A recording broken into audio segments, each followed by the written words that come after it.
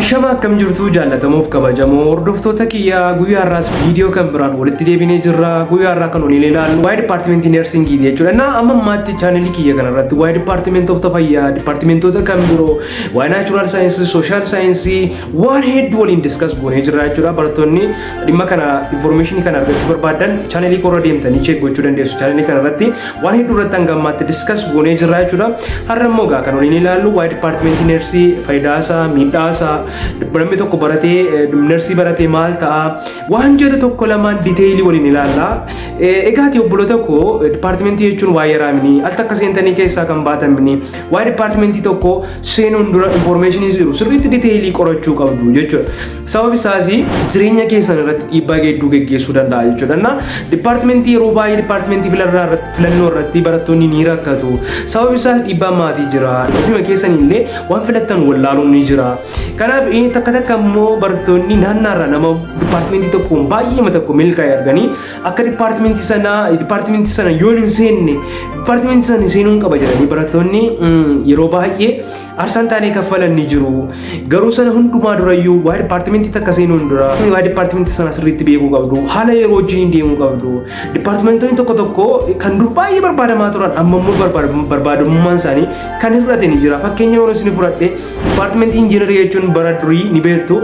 Dur yeroo ni barannu bakka dookteraa, injiineraa, paayileetaa minaaminii jechaa turre. Injiineera ta'uu jechuun iddoo guddaa kan qabu ture. Namni hedduun ijoollee isaanii injiineera akka ta'u barbaadu turan.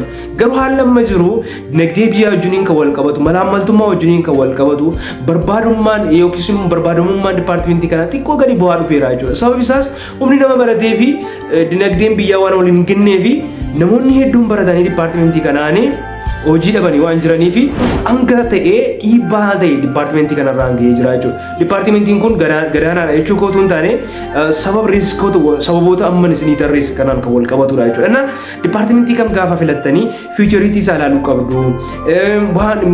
Bakka achii bahee maalan ta'a kan jedhu beekuu qabdu jechuudha. Innaa guyyaa irraa waa'ee nursingii sirriitti waliin ilaalla. Anaan kan nan beekne yoo jiraattan an barataa yaala fayyaa yookiis barataa meedisinii almost waggaa 5ffaadha jechuudha. Informationii jiru dhimma fayyaa wajjiniin kan wal qabatu nan beeka isiniin jechuu barbaadeni. Kanaaf egaa waa'ee nursingii waliin ilaalla. Chaanelii kiyya kanaaf haaraa yoo taatan like, subscribe gochuun akkasuma na jajjabeessitan isin gaafadha.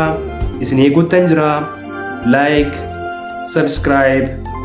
Subscribe waan gootaniif guddaa galatoomaa. Sababni isaas isin sekendii takka fudhattanii viidiyoo kana subscribe yeroo gootan anaaf amilee guddaa naaf kenna. Akkasumallee viidiyoon kun hiriyoota keessan kan biroo bira akka ga'uudha waan ta'eef ammallee viidiyoo kana subscribe gochuun yaada keessan komentii keessatti naaf qooduun na jajjabeessaa isiniin jedha. Waan gootaniif guddaa galatoomaa.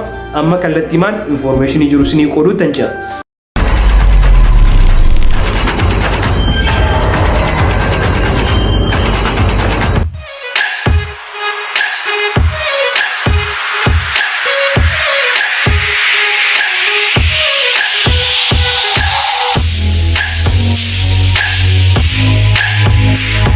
Egaa namni takka nursii ta'uudhaa fi dirqama barataa Natural Science ta'uu qaba. Barataa Natural Science ta'ee egaa University join godheen booddee waggaa jalqabaa irratti common course fudhata. Common course eega fudhataniin booddee kallattii maanii gara kolleejjii keessanii seentu jechuudha. Kolleejjii isin seentanii kolleejjii fayyaa seentu. Semestera lamaffaa irratti kolleejjii fayyaa seentanii kolleejjii fayyaa join gochuuf iyyuu qabxii ni gaafata beektu. Garuu moor qabxii galmalee kan gaafatanii Departmentoota kallattii warra akka meedisinii, dental meedisinii, faarmaasii, anesteeshiyaa warri kun xiqqoo qabxii kompetishiniin galmalee irratti baay'ata.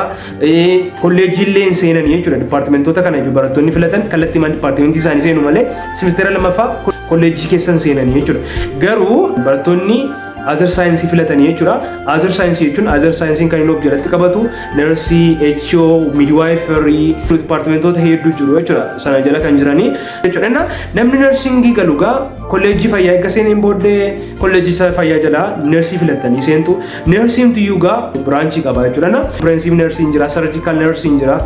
Nursingii tiyyuu damee qaba jechuudha. Eega seentaniin booddee waan hubattanidha. Nursing almost waggaa 4 bichaadha kan isin barattanii faayidaan isaa waggaa 4 barattu waggaa 4 keessatti xumurtu jechuudha. Departmentii Nersii jechuun departmentii baay'ee faayidaa qabudha.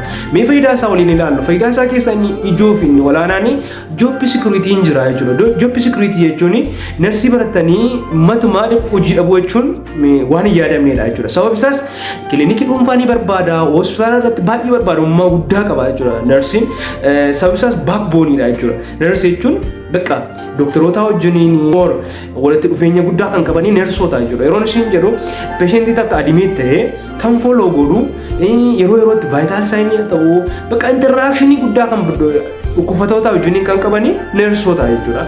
Innagaa Departmentiin kun faayidaa guddaa kan inni qabu job security dha tokkoffaan.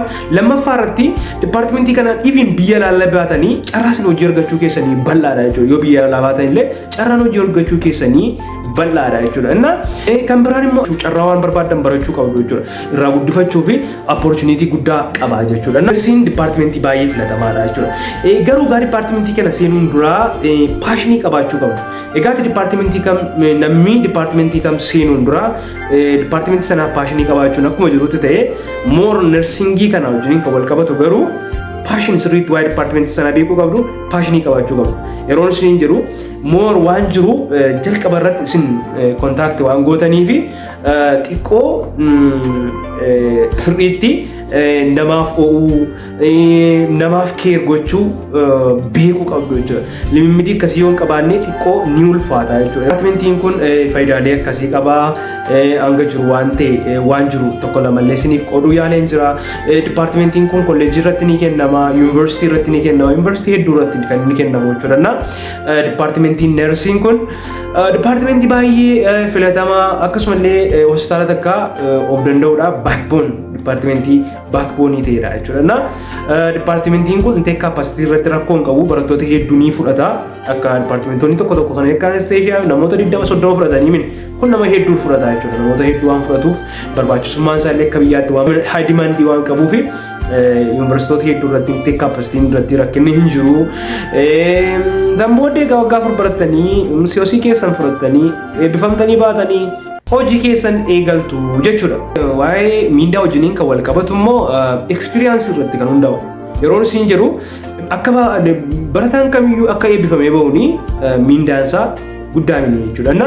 Experience-dhaan kan isin dabalaa deemu. Experience-dhaan isin dabalaa deema. Garuu kan odeeffannoo qabutti maddi jalqabaa irratti 7,000 walitti akka ta'e wayii information qaba 7,000 akkuma 10 jechuudha. Dhuunfaa irratti yoo ta'e immoo workload isaa waan baay'atuuf kaffaltii kanarra baay'ee fooyya'aa ta'e ni kaffalama jechuudha. Experience-dhaan akka bubbulaa deemtan immoo carraa miindaa keessan dabalamuusaa guddaadha jechuudha. Part time illee hojjechuu dandeessu. Sababni isaas dhuunfaa kam irratti barbaadummaan keessan guddaa waan ta'eef iddoo hedduu galtanii hojjechuu dandeessu. Egaati guyyaa irraa hanga ta'e information jiru isiniif kennee qoodeera yaada waan gaaffii isinitti ta'e waan isin hin galle yoo jiraate koomentii keessatti na beeksisa. Departmentii akkasii irratti tunuu hojjette jettanii yaada yoo qabaattan immoo akkasumallee ammas koomentii keessatti na beeksisa. Hanga ammaatti mana wajjiniin turtanii viidiyoo kana like subscribe yoon goone hanga ta'e waan information yoo isinii kennee yaada waan ta'eef subscribe gochuun like gochuun na jajjabeessa. Hiriyaa keessan departmentii fayyaa join gochuuf fedha qabuuf immoo share gochuudhaan ammas akkana jajjabeessan isin gaafadha. Waan wajjin turtaniif guddaa galatoomaa. Bye. Have a nice day.